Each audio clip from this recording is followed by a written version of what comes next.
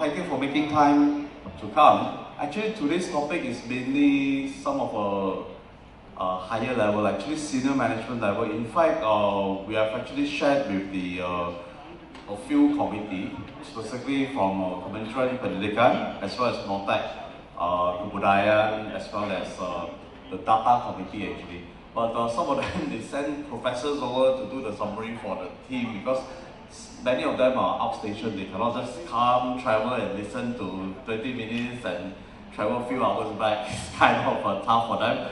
The important bit is that because we're going to record the session, so many of the other interested parties and especially the committee for book data. Actually, we do have a book data committee in our country, comprises about 50 over members from professional bodies, from the various ministries, all right, to form the book data committee.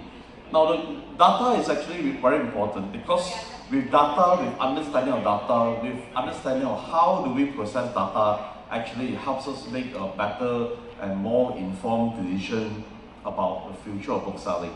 As Vikram has shared, if you look at the presentation that we have downstairs, right, just now, the information market to market, all right, the consumer behavior differs depending on which segment of market that we're serving. So data is absolutely important. And also we do have another guest who will be speaking about the various initiatives. Sometimes we don't like only invite super giant to do everything. Sometimes small little stories, social enterprise, inspirational stories and stuff like that does affect the heart. And sometimes many of us booksellers and orang buku or book industry people, right, most of the people are really good people and many of them really have a good heart. They want to serve, which is the purpose. They bring education into the society, they bring education into the town, into the homes, into the family, where many people will be blessed because of that. Now, while waiting for the two keynote speakers to deliver, we have a very special event. A book event is never complete without a book launch, all right? And today I'm very happy to have Madam Gita De Silva, professor in the university who have written a book, which I find is very important because many a times parents, we need to connect with our children. And the children are born with a handphone. Sometimes there is a generation gap, sometimes there is a kind of things that we need to catch up with the children. Just like when the Persatuan Contractor organized the manga and the cosplay event, which is starting tomorrow, right? All the old people who are organizers, they never heard of cosplay. Apa tu cosplay? But when they speak to every one of the children can explain to the parents panjang lebar in detail what is cosplay, right? So this is an example, a very clear example. For me, right, I don't know what, but my kids charge my credit card thousands of dollars to buy cosplay. Then I want to know where does the money go? Why do you need to dress up like that and stuff like that? The kind of thing that we think is, well, okay, but to them it's very important. My image, how I project myself, how people like me, how do I present myself, how do I handle people, all right, matters. So I would like to have Professor Aslam, Dr. Aslam, to do a preview of the book, and I would like to have Madam Rija to actually share a little bit of books. Over to you, Prof. Aslam.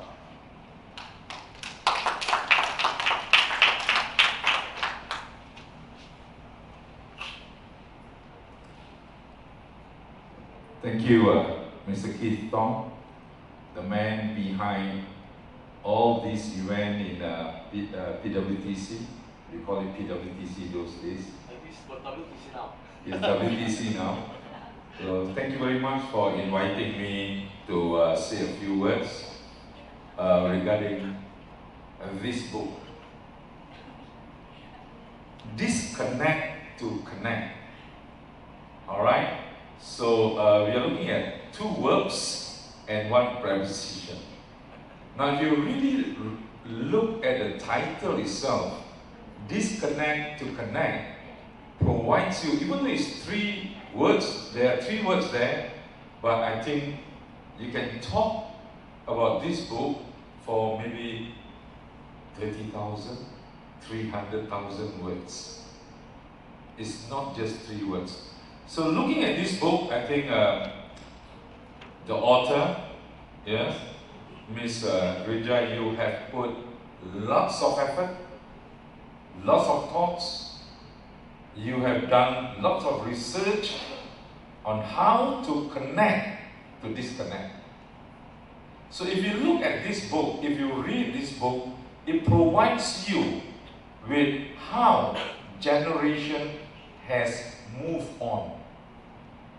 Some of us were from the previous, they said Generation Z or whatever you call it, and now we have Generation, yes, Alpha.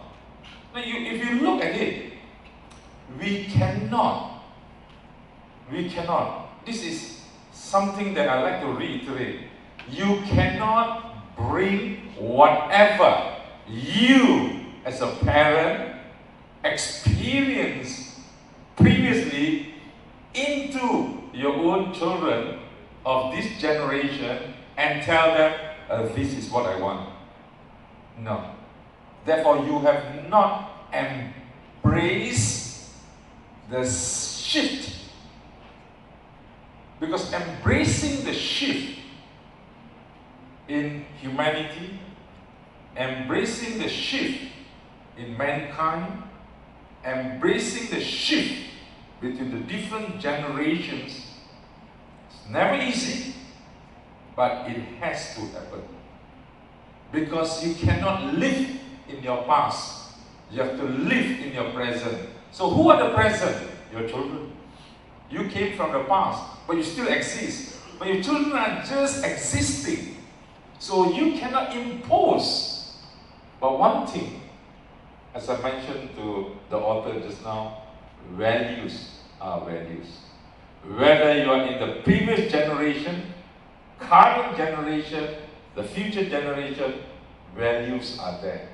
But how you look at values and how you contextualize values, that is something for many of us to really put our thoughts into.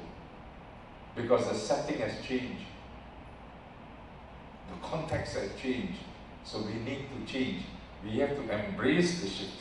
And then we are okay. So this book provides a very, I would say, it is something that changes mindset. It's not just reading, yeah? It's just not contact, yeah?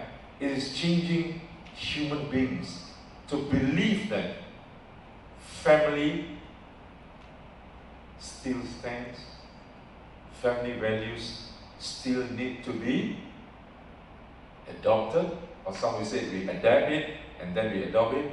Family values are always there. You can't take it away. But how you attend to it, then that is the context that every family needs to embrace. Because it's different. Those days are different from these days.